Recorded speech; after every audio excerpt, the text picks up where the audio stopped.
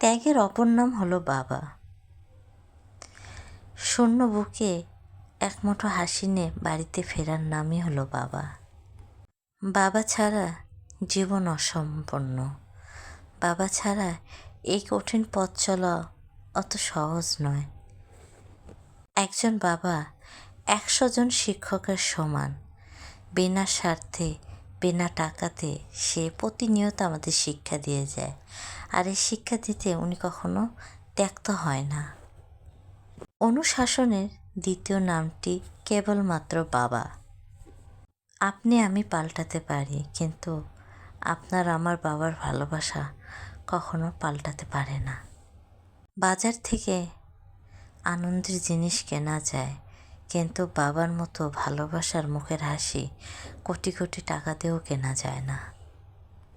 একজন বাবা হলো প্রকৃত বন্ধু, যার উপরে আমরা সর্বদা নির্ভর করতে পারি, কারণ এটা নির্ভর করার যোগ্য মানুষ। বাবা হলেন একটি বাড়ির ছাদ, যে নিজে পুড়ে কিন্তু সন্তানদের ছায়া দেয়, তারপরও মুখে তুমুল একটা হাসি দিয়ে সব কষ্ট নিজে চেপে নেয়। এই হলো বাবার ভালোবাসা, যার তুলনা কখনো করা যায় না। যারা বৃষ্টির ভিতরে পরিশ্রম করে, বৃষ্টিতে ভিজে শরীরে কাতর হয়ে যায়, তারপরেও সন্তানের মুখে ও পরিবারের মুখের জন্য হাসি ফোটানোর জন্য সে অধরে পরিশ্রম করে যায়। দিন শেষে যখন বাসায় আসে, তখন সন্তান পরিবারের মুখে হাসি দেখলে তাদের সারাদিনের ক্লান্তি এক নিমেষে দূর হয়ে যায়। এটাই হলো বাবাদের ত্যাগ। যেখানেই যান না কেন, যার ভালোবাসায় যান না কেন, শর্ত তো থাকবেই, কিন্তু বাবার ভালোবাসা কোনো শর্ত থাকে না। নিঃস্বার্থভাবে ভালোবেসে যায়। কিছু পাক নাকি না পাক, তবু দিন শেষে বলবে, বাবা মা তোরা ভালো থাক, তোরা সুখে থাক, এটাই আমাদের জন্য বড় পাওয়া।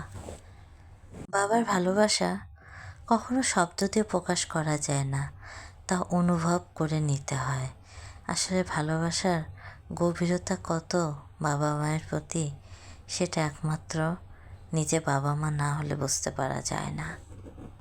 বাবার কাঁধই হলো পৃথিবীর সবচেয়ে নিরাপদ স্থান, যেখানে পড়ার ভয় থাকে না, দুঃখ কষ্ট কোনো কিছুই থাকে না, কারণ তাকে ধরে রাখার জন্য তার বাবা আছে।